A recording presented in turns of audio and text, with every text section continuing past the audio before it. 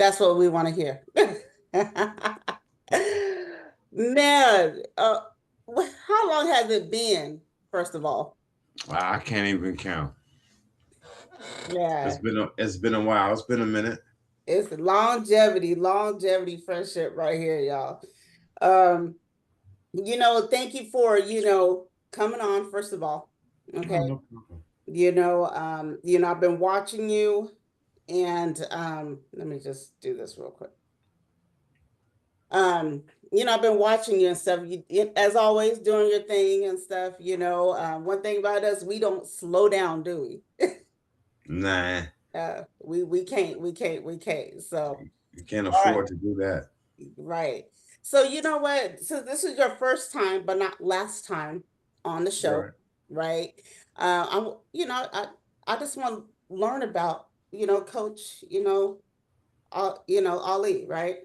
Okay. So, what was Ali like in elementary? Oh man, elementary school. I had hair. First and foremost, I had hair. I had an afro. Um, for those who don't know me, my name is Coach Ali. I was born in Los Angeles, California, Skid Row, California. My mother was 16 years old when she had me. Her Mm. mother was murdered when she was 5 years old. Oh, So she had me at 16. But I'm the second child because I have an older sister that she had when she was 14. So you can just imagine her struggle mm. growing up. And then we moved to the Bay Area. And then what I got in total, I got five sisters and one brother. So my mom got seven kids. So growing up in Vallejo was a little bit it was cool for me. I enjoyed it. I went to maybe four or five different elementary schools: Mhm. Farragut, Elson Wiedemann, Pennycook, Loma Vista, just to name a few. Because I used to fight a lot. My mom named me after a boxer, Muhammad Ali. Uh, but I was always athletic. It was always just sh- competition, just kids being rough and rowdy. It wasn't nothing too crazy. Mhm. Um, Let me see. We moved to Fairfield. My mother, after separating from my father, she found a gentleman that she fell in love with, and he just so happened to be a keyboard player. And so, he was heavily into music. He was playing keyboards. He used to play with like Parliament, Confunction, and a lot of the Bay Area funk bands. He had a lot of friends. St. Charles was one of his good friends. Shout out to St. Charles. I wonder he probably gonna be tuning in. Yes, yes, sir. And so, for me, looking back, I just wrote a book. I got a book out. It's called The Coach's Corner, Studio Brat. I wrote that book when I was on medical leave from my job. I was working at Dryers, and I just decided to write a book. Let me just tell everybody about how I grew up. Tell Mm. my story instead of letting somebody else tell his story. You know what I'm saying? Right, right. So, So um, in elementary, did you like play any? I mean, sports? Were you? I mean, did you start fighting in elementary? Or were you kind of shy, or well, no, I was always, I don't know, I was always outspoken. No, I was not shy at all. I don't meet a stranger. I was never shy. So I was always had friends. I grew up in the '80s where people, we were break dancing. Crazy story to keep us from fighting. My mom became the yard duty supervisor, so she would play records, and so uh, we would bring linoleum out and we would break dance during lunch. You know what I'm saying? In Vallejo, California. So that's kind of how I grew up. My mom always was like a political activist when it came to her children. She always was involved. So when I got to Fairfield, that's when I got introduced to sports. it was that in Um, junior high or oh no, I was in the third, fourth grade. oh in Fairfield? Okay. Yeah, so I moved to Fairfield in the third, fourth grade Mhm. from Vallejo, and yeah, so by the third, fourth grade, I got introduced to sports: flag football, Pop Warner football, track. Shout out to Miss Wildy from Amy Blank. And my mom, so my mom had a baby. So, okay, let me go back real quick. My little brother and my little sister was born at home. So when I was 4 years old, my mother had a baby at home. I was there. I helped deliver. That was my little brother Marcus, You helped deliver the aka baby? Willie Mack. Um, then my sister, we ain't gonna say her name because we ain't gonna do that. Uh, I respect her and her privacy. So Mm. those who know, and if you don't, you got to go buy the book, The Coach's Corner, and it's in there. So yeah, and that's available on Amazon. But yeah, so I was there at 8 years old, helping delivering babies. So it was like God was preparing me Oh, for wow. something in the future. So back in Fairfield, I'm running track, playing football, doing great, doing sports, and I remember LL Cool J, I Need Love. So that's when I first, started rapping on the microphone. So I did a talent show. I did LL Cool J. I could have swore I was LL. Um, and then after that, it was I just watched my stepfather. You know what I'm saying? My stepfather had a recording studio. Again, his friend was St. Charles. And now I'm from Vallejo. I moved to Fairfield. So now that I'm 48 years old and I look back at my relationship with E40 and St. Charles and the whole Sick with a Family, Muggsy, especially Muggsy. That's a real near dear friend of mine. That's like Love my the lawn. I love the lawn. oh yeah, that's big bro right there. You know what I'm And you know saying? what? Speaking of Fairfield, we gotta get a shout out before I come up missing to Mike Mosley. Oh, we're gonna get there. We're gonna get I done there. got you before I come up missing. Nah, I got you covered. Coach got you. Hey, in this interview, we gonna cover everything. You know All what I'm saying? right. They might want to retake this and use some of these sound bites because if you want to know, if y'all want to know the truth of how Fairfield got its music roots, uh, I'm one of them. You know what I'm saying? And this is the story. So here we go. Uh, so again, so I'm living in Fairfield. My mom marries this Japanese and black guy. He don't really smoke. He drinks a little beer. He goes to work every day. He comes home and is in studio. He's what we would call square. You know what I'm saying? Mm. So like again, he has his studio friends coming over. They're making music. St. Charles is coming in and out. And now he introduces me to his friend St. Charles. So you can imagine the name alone, St. Charles. You would think it's a preacher, and he is a preacher. You know what I'm saying? And so I meet him, and he would talk about music and God, music and God. So months go by, and one day he goes, "Yeah, Bob." He saw, "I like your setup. It sounds cool, man. My nephews, I think my nephews want to do this music thing, and I'm gonna introduce you to my nephews." So a couple weeks go by, and he introduces us to his nephews. Now my mom, we would be outside playing basketball. I was always playing basketball. I was always outside. I was an outside kid. I would come home, do my homework, and go outside. I couldn't sit home and do nothing, so I'm outside. But when these guys was coming over, I was like, I want to see who these guys are. So I'm a little kid, and these big old guys, and they come in. I'm thinking it's a big. I'm thinking they're a Christian group. Okay, I'm thinking they're a Christian group. Now you got this big guy. He has on these glasses. You got this other big guy. He's kind of, you know, he got this mean look on his face all the time, and they rapping.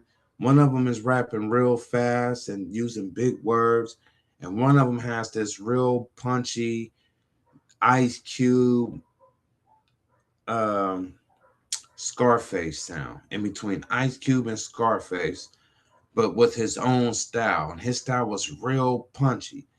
And then they had a lady with him, and she was doing her thing. She the female rapper. She was hot.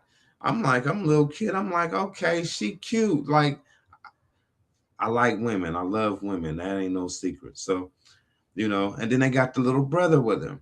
And being from Fairfield or Vallejo, so to speak, us boys, we were always in like competition. And so secretly, me and Muggsy had a lot of stuff in common. We did sports, we were athletic, we played basketball. So while his brothers was always rapping, me and him was always playing basketball. Mm. So they started recording. Next thing you know, Down and Dirty album, the Click album, they had a DJ. Their DJ was Mike Mosley. So that's how the Click was. Like, they started at their mom and dad's house, but they recorded at my mom and dad's house. So the first early recordings that we hear on wax today and on digital upload, the Down and Dirty album, the MVP album prior, a lot of that stuff was made around my house. So I used to go to school to Amy Blank. So my mom was funny because we grew up in Vallejo and I went to predominantly African American schools. But when we moved to Fairfield, she put us in a predominantly white school, and it was 45-15. So you would go to school 45 days and be off 15 days. So I'm going to school and I got these guys. I'm doing LL Cool J. Fourth, fifth, sixth grade comes. I'm still doing sports. I'm running track. I'm doing Hershey meets. I'm very athletic, playing pop water football, um, all that good stuff. Seventh grade comes, and I get exposed to Fairfield and got to see other black kids. So, my first experience in Fairfield, I was the only black kid in school. Not in school, let me correct that. In my classroom from like the third to fourth grade, it'd be me. It was me, Amber Raspberry. Shout out to Amber Raspberry. Mm. Um, it was me, her. She was the only female. I would be the only black kid. And then um, Brenda, Brenda Brown. She, us three, only ones in class. Everybody else was different races. Until we got to like the fourth, fifth, sixth grade, it started integrating more. We got exposed more in the seventh, eighth grade. So I'm in the seventh grade, and I remember I did a report on Malcolm X, and the teacher gave me an F. So my mom, being a mom, she was transferring me the next semester to another history teacher. I turned in the same report and I got a B. So it was two different Caucasians people's perspective of what I was doing right or wrong. And at that time, it showed me that not all people are the same, and not all people of a certain demographic are going to treat you the same. And so, um, growing up in Fairfield, I got white friends, black friends, and I want to just give a shout out to Mr. Carey because he was an open-minded teacher. He was a Caucasian male who gave me the B plus. You know what I'm saying? And he told me he would have gave me an A had I just took the time to retype the report over. But I turned in the same report with the F on it, you know. And so he would listen to Bob Marley in class, and he allowed me to express myself and be me. And he was always like, "Your name is Ali. You know what that means, right?" And I'd be like, "Yeah, I'm named after Muhammad Ali." He was like, "Nah, it's something deeper than that." And he just wouldn't say, he'd just leave it alone. So this is how God works. I'm walking home from school, and I'm excited to go see E40 and them record. And some brothers pull up with a bow ties. They was from the Nation of Islam. So they pull up, they hop out, they give me the bean pies, the bow, the newspapers, and I take it home. And my stepdad's like, "Well, I don't know," and my mom's like, "Yeah, it's cool." So next thing you know, I'm selling bean pies and newspapers. And my mom was always funny because every time they would come, she would cook chicken or pork chops because she didn't care. She was like, "I'm a Christian lady. I'm saved. Y'all go do that." I mean, Wow. That was it was funny growing up. So uh, uh, in the seventh grade, I had a dance group. So MC Hammer was popular at that time. We had a dance group. My boys, PJ Ahmed, Dwight, Arthur. So we would dance and doing talent shows, and I would watch E40, um, Kelly Kell and them, Blackmail, What was the anything. name of the dance group? You don't remember? Hold on. I don't want to get my man Ahmed to probably see this later on and be like, or PJ, they probably remember, Oh yeah. but yeah, it was we would dance and just and shout out to my man. Now you messing with me now. They be changing their names on Facebook. Oh, I So can't stand him. Jarrell Bay. Shout out to my man Jarrell Bay, but he wasn't Jarrell Bay in high school. So and he's in choreographer right now for a lot of different people in the industry. So shout out to that guy who kept it going and is now successful. But yeah, um, I would, mimic them and try to be like them. And so my stepfather, Bobby Ford, shout out to Bobby Ford. Hmm. Um, for those who know Bobby Ford, he's responsible for a lot of the Fairfield music that Mm-hmm. has came out from the 87, I would say early 2000s. We had the first recording studio in Fairfield, California. So Mm-hmm. just about everybody and anybody who's ever recorded or is an engineer or does production was came from him. Uh, so shout out to all those guys who produce music now out of Fairfield and represent Fairfield in the 707. Um, Ken Smoke, Fairfield, Ken Smoke. My brother, so that was his rap group. He was a part of that rap group. I left and went to the army. He had some buddies in high school, Goldie Gold, Stressmatic, Mank E, you know, Federation. Doom Coon, and Rick Rock. Federation.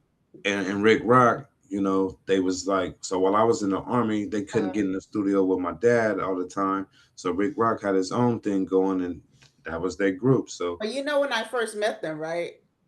When when I got introduced to Dooney and Rick and you just said his name, and Goldie, it hmm was Cosmic Slop Shop.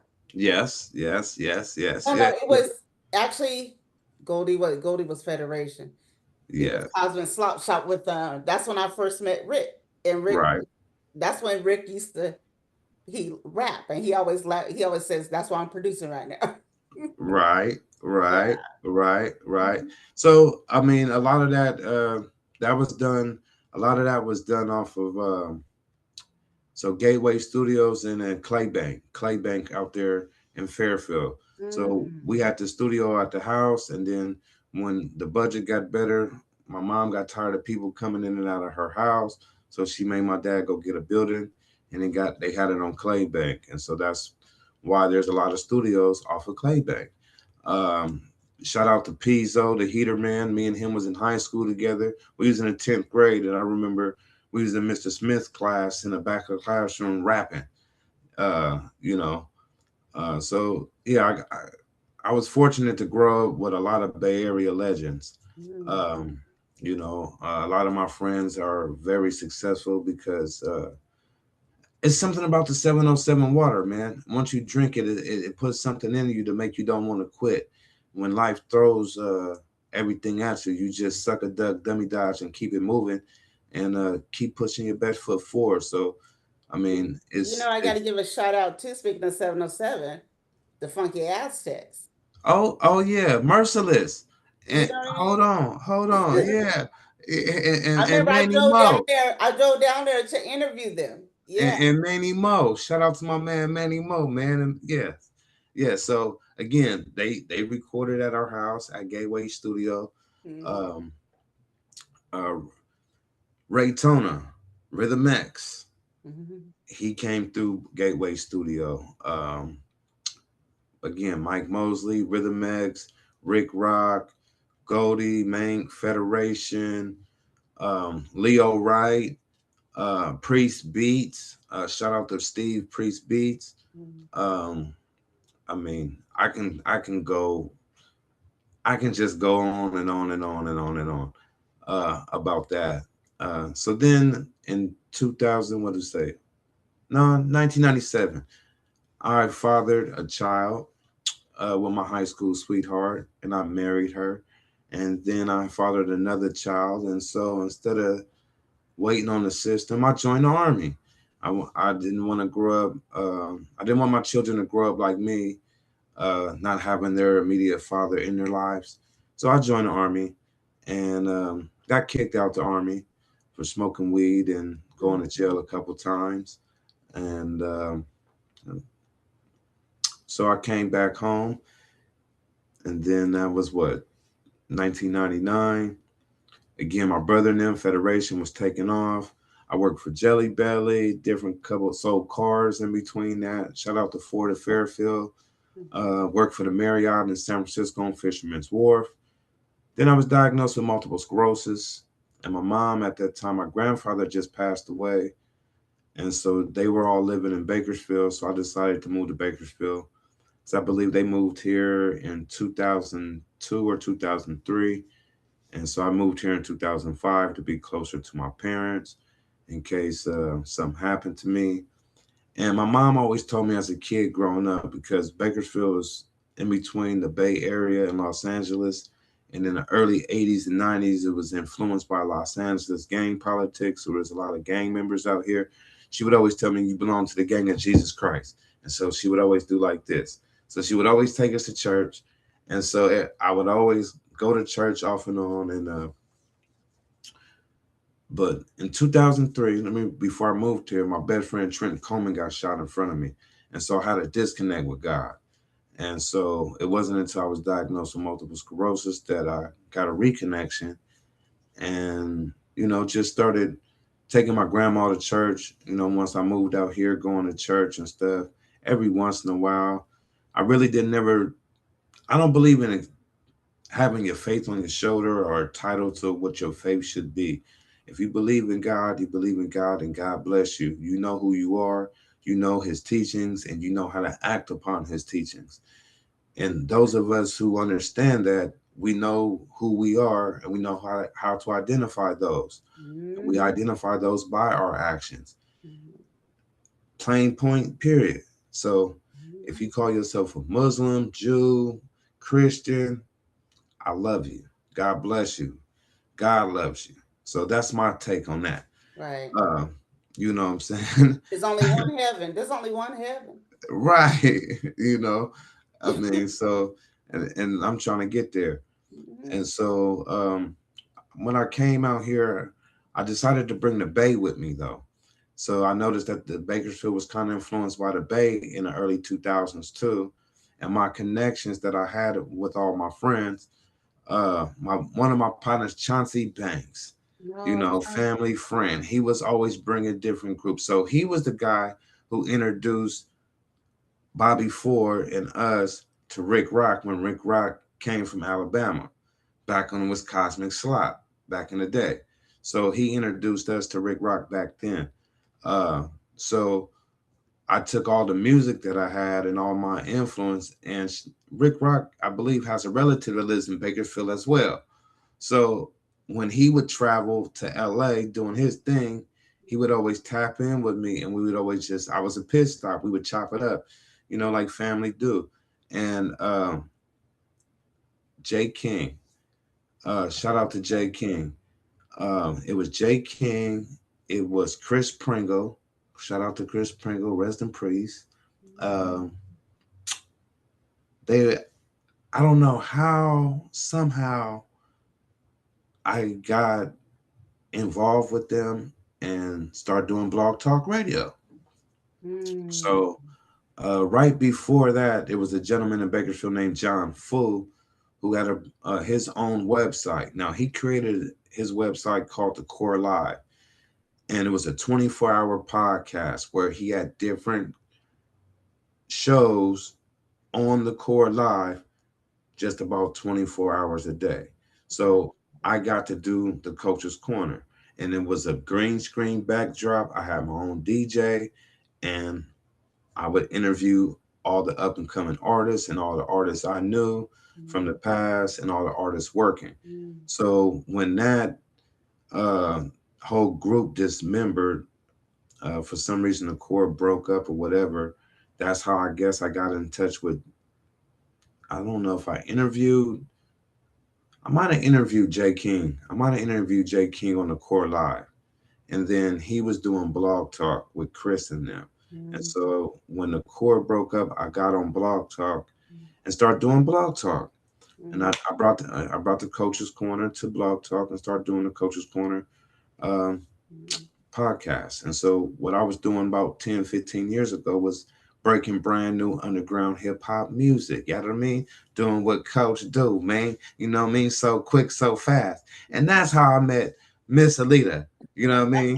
You know what I mean? And that's how this relationship got started about 10, 15 years ago. You know what I mean? yeah, And yeah. so, God is good. I've been doing my thing, and I took time out because at that time I was on Social Security, Mhm, and so that allowed me the time to do podcasts and stuff like that. But I got tired of being on Social Security, so I started working again. mhm, So I worked for the Home Two Suites, a couple different various places out here, dryers, mhm. and so it took me time out from that. But unfortunately, my mouth got me in trouble, so I got let go from dryers, and that gave me time to write a book, talk about my life, Mhm. and I want to give a shout out to my, she will always be my business partner, but Miss King.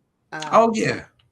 you know, uh, my first time of witnessing and actually seeing the effects of MS was I went to go visit her in the hospital. Mm, And, when they touched the bottom of her foot real light, she was in so much pain. I saw her go from that to, being in a walker mm, to walking regular now, and I just seen like her journey with it. And now her and her husband now own a dispensary out here in Sacramento, the Zen Garden. You got the on Valley High. oh yeah.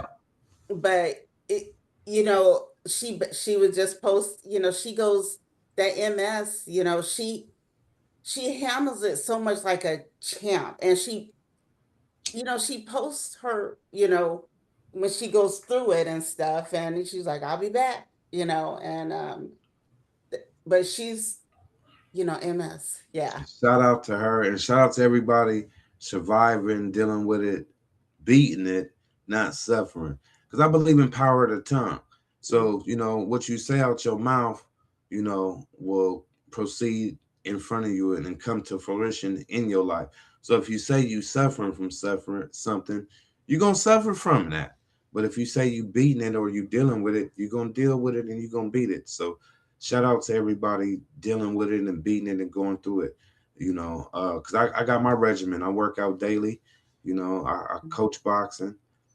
And again, I was diagnosed with multiple sclerosis, but I got the chance to fight in the Golden Gloves. I fought in the Golden Gloves, so that's why I'm a boxing coach. That's what gives me qualifications back in 2004. And so I've always stayed active with boxing. I coached my son when he was 14, 15 years old. He was undefeated with boxing. I stayed affiliated with all the boxing gyms here in Bakersfield through the Bay Area. mhm, Um, it's a lot of boxers. Mike Dallas, the Hitman out of Frisco. Shout out to the hard hitter, from Frisco.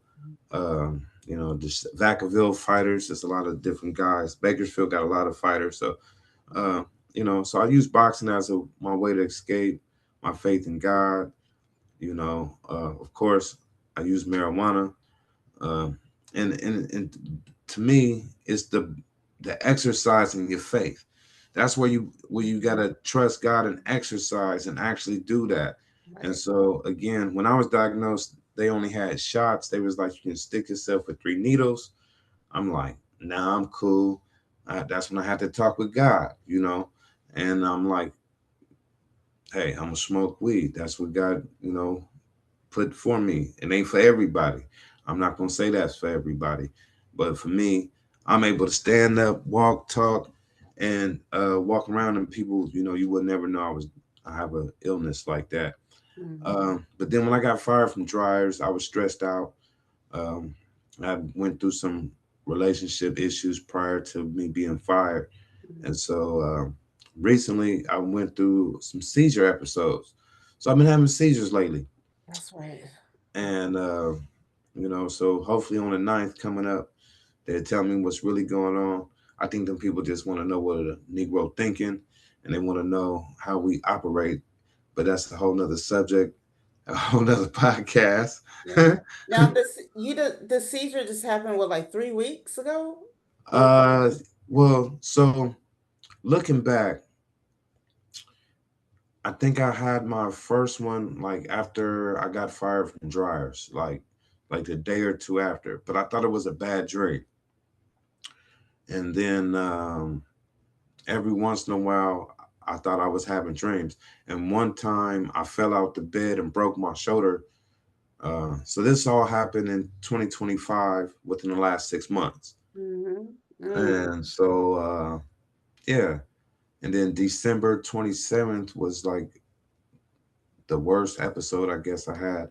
I had 3 seizures in one day, and that's when my son took a picture of me on the floor with all the blood because he was trying to help me, and I was telling him to leave me alone. I'm just asleep on the floor. Oh wow.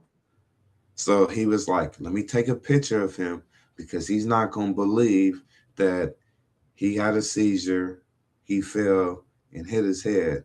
So let me take a picture of him real quick as I'm calling the police and 911 and all that stuff. So I'm grateful for my oldest son. If it Mm. wasn't for him, you know, who knows? I would have tried to stay asleep on the floor. Um, so yeah. And you Uh, said they're still running tests on everything, right? well, yeah, I've had my EEG and my MRI already. I'm just waiting on the results to come back and waiting on them to tell me the results and what actually triggered it and what's going on with that. Well, that is where you truly a blessing. That's a blessing. It wasn't your time. Well, no, and then we operate on God's time, and that's why I Mhm. decided to give my testimony to church 2 Sundays ago. I go to Holy Temple Church of God in Christ here in Bakersfield, California, and I'm with I tell my pastor Bynum I'm a street preacher, man. You know what I'm saying? Because my walk is my walk. I came from some back streets, some side roads. I had a few pit stops, a few county jail. You know what I'm saying? But God kept me out of the prison system.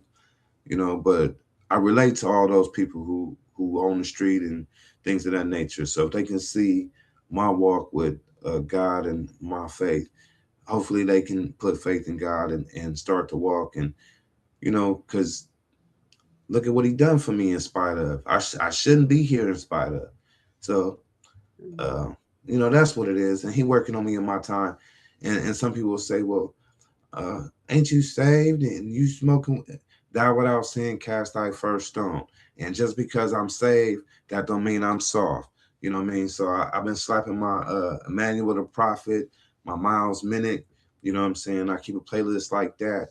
You know what I mean? And my Mercy 34. So I try to stay grounded. You know what I mean? I try to I'm trying to get back grounded. So again, he working on me, man. Thou without sin cast thy first stone, man. You know what I mean? Well, that's why, the church I go to, shout out to Macedonia out here in Sacramento, Pastor Jeffrey Johnson. He's actually from Texas and everything. So, one of his sermons was mind playing tricks on me. He's a big story, but he also said, look, he said in one of his one Sunday, he was like, if somebody comes in here with a short skirt or whatever, don't you say nothing to them. He said, don't y'all say nothing to them. You let them come on in. He was like, I don't, my former pastor at Genesis, I remember them saying, if somebody probably just got finished smoking weed in the parking lot, don't say nothing to them. I Let them mean, come because on in. we gotta get back as a church community to let God, because God meet us where we at, and Right. we gotta, and if we allowing God to use us, we got to meet the people where they at and accept them for who they are, like God accepted us for who we was. But you know what I noticed? The people that do judge, they got more skeletons and than you know what I mean? So, but yeah, so That's a whole nother I had to subject, yeah, you I had to know. say that. I had to say that. So what made you like what made you just be like, I'm gonna sit down and write my life story? Uh, my mom. Shout out to my mom. She wrote a book. It's titled Echoes from the Grave, and she wrote her life story.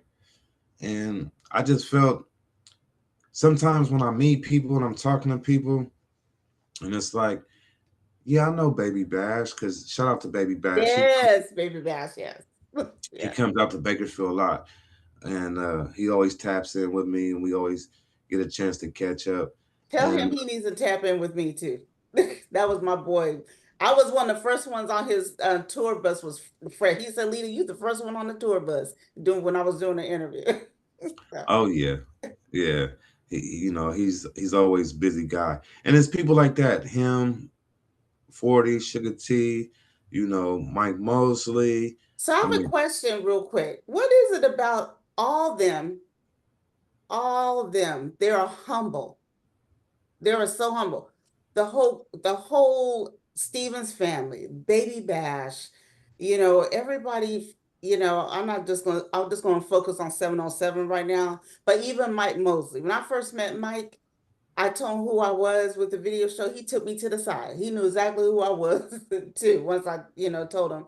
Everybody just, you guys are all just very, very humble, you know. well, I must say, I would have to say it's the gentlemen that came before us, the forefathers and the men that led before us. Um, St. Charles, um, where I can say we all have God in common. I'm gonna just keep it real. Uh, Even early 40 raps, he would mention God. Baby Bash, I would say God. God is what keeps his Mike Mosley. God is what keeps us, a lot of us from the 707, no matter what denomination, religion we was claiming, we knew who God was and God was in our lives. And so Mhm.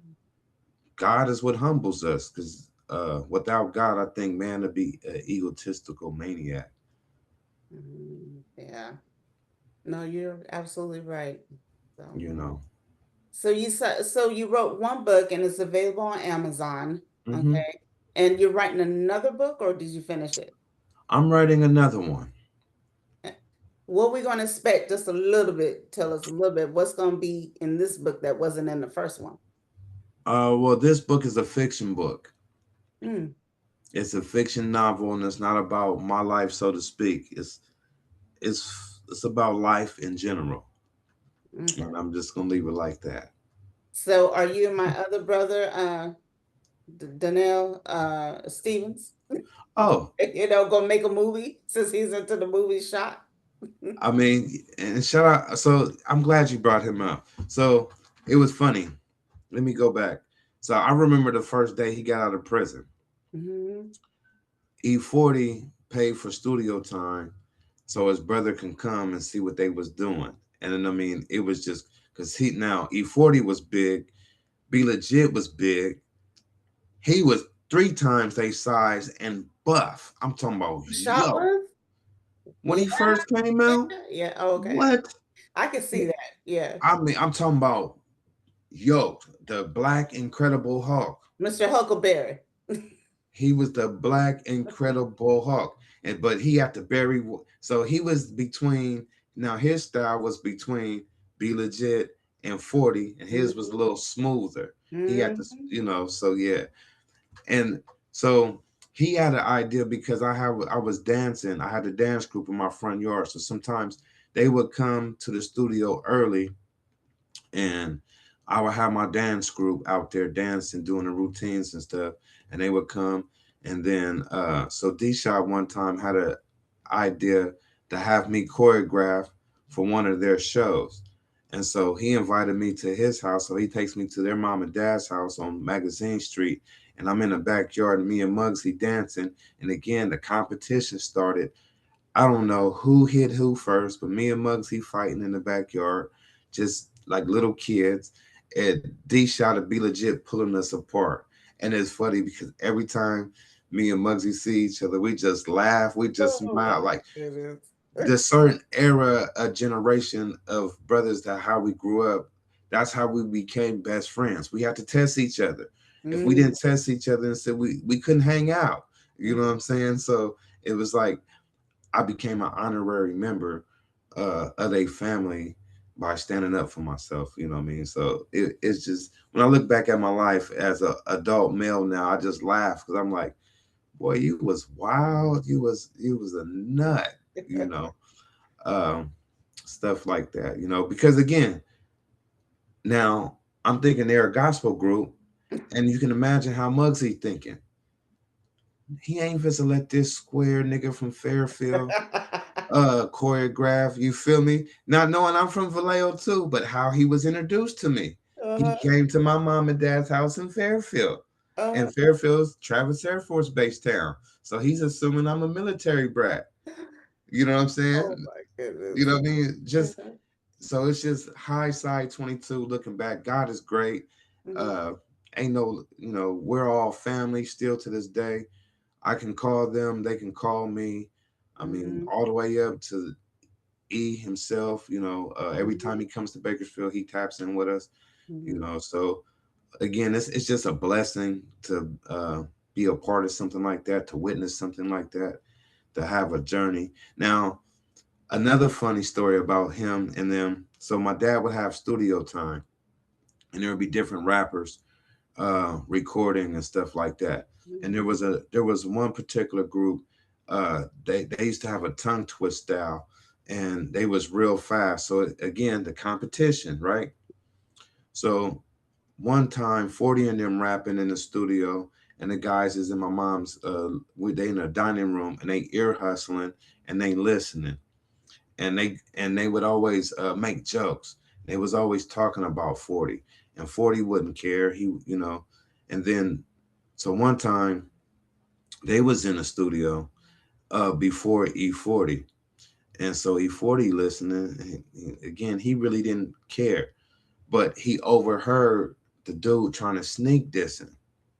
So there's a party in Fairfield somewhere, and they're both at the party. Now this is like a battle rap, right?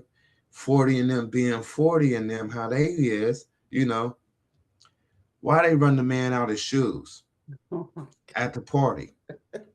And this is when the Jordans, the North Carolina Tar Heel Jordan first came out, whatever God. year that was. Uh, So 40 kept the shoe.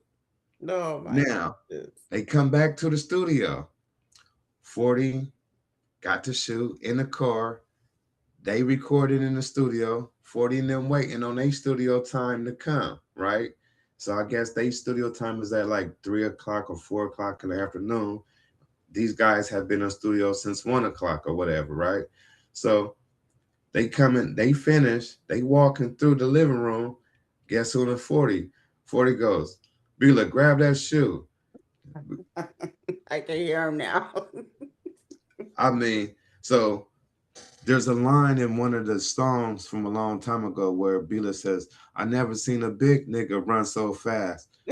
That actually happened in my house before. I mean, you know, it's little things like that that I got to witness being a studio brat, that just taught me how not to move around people and things not to do and how to stay in your own lane.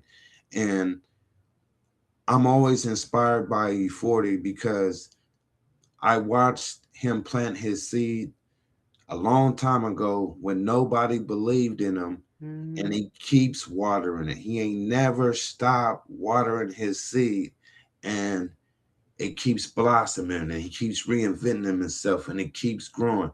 So it keeps motivating me. So again, that's why I've had various jobs. You lose a job, you get fired. You don't sit and just mhm. accept EDD. No, you get out and go get another job. Now you go get the EDD until Yeah, something come right. through. Don't just say Mhm, no. Don't you know what I mean?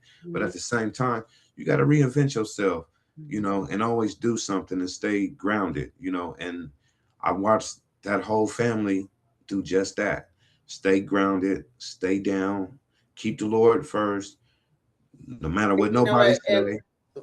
And before I come up missing, also my sister Sugar. Shout out to Sugar. She's all over Facebook doing her thing and out there traveling. And one time there was a time where Sugar would call me and tell me all the stuff she was doing. I'm like, dang, how are you keeping up with all that stuff? You How know, do you but sleep?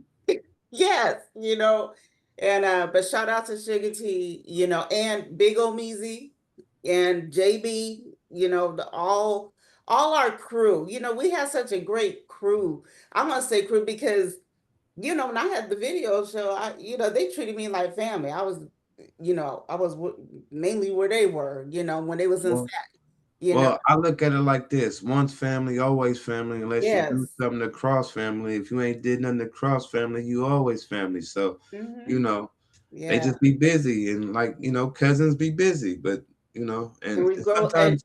they have really elevated, like you said, and then look at, I see Bash now on Instagram, and it just get, I'm like, okay, I say, oh, there go, that, and stuff. But it's good to see, because let's be honest, and I say this, almost, a lot of my shows and stuff. Back then, we didn't have all this, right? They had me and Chauncey and all them, right? I had I used to have to carry the camera equipment. Oh, they go places and interview. I didn't send out no Zoom link and go live on Facebook and record and put it on Right, YouTube. I was actually on a TV station, but right. I had to carry all. I can't believe I used to carry all that stuff, and everything. And but we had to really work. And when I had young Meek on Migo, he was talking about how they used to travel to like Oklahoma with the vans, and people used to have to put in work. So, I watched as far as the elevation of music. It went from, let me see, reel to reel, Mhm. ADAT to 16 track ADAT to what we have now as a digital recording, Fruity Loops, and all the different programs. So it was records, tapes, CDs. Now we got MP3s. Uh, again, people had to travel. I remember so I put out an album. It was called Nubian Queen, Nubian Cartel, back in 1995. I was on KBHK TV 44.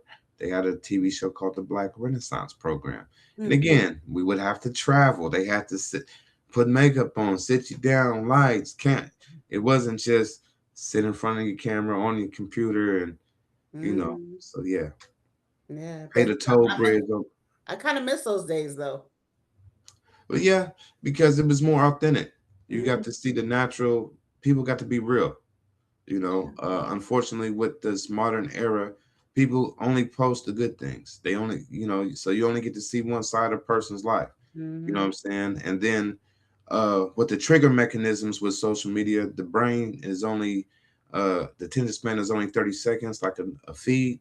You Mhm. scroll, that's the only time you can pay attention. So the information that you get, you only retaining that. You Mhm. only know what you see on the feed. So when you outside, you expecting everybody to be like you in your feed, and now you don't see people saying hello anymore. They angry because of a news feed, and that's done on purpose. It's to Mhm. trigger people to act a certain way. And like Public Enemy said, don't believe the hype. I Right. mean, Right. can't trust it straight up. So And then plus then we have the awards, what were they called out of San Francisco? the bars, the Bay Area Rap Awards, Yeah. Was it the bar, Gavin also? Was it the Gavin? Gavin, yeah, the You Gavins, know, yeah, but the music industry, people really networked back then.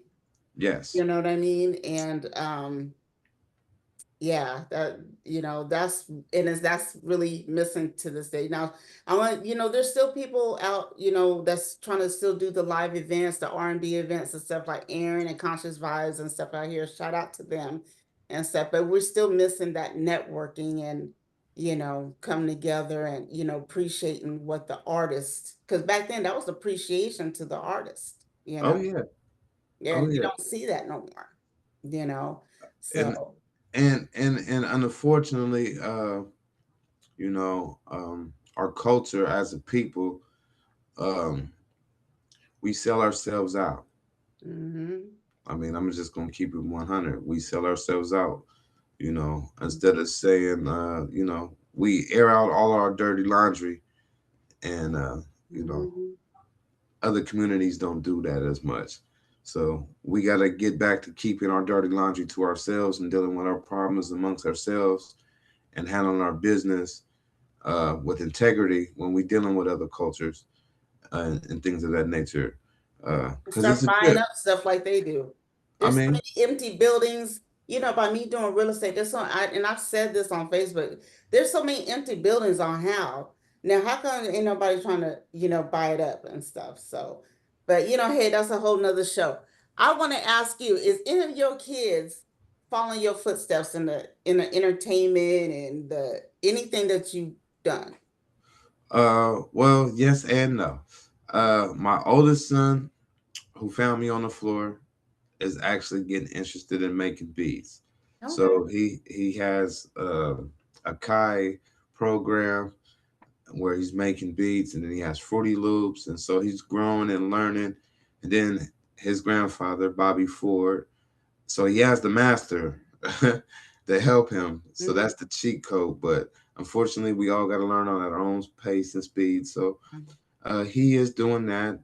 My youngest son, he was boxing at one point in time, but for the most part, I would say yeah, because they stand up men. I raised men. I was a single father at one point in time, and they both in my life, and they both in their mother's life. So they both respect their mother, and they both respect me.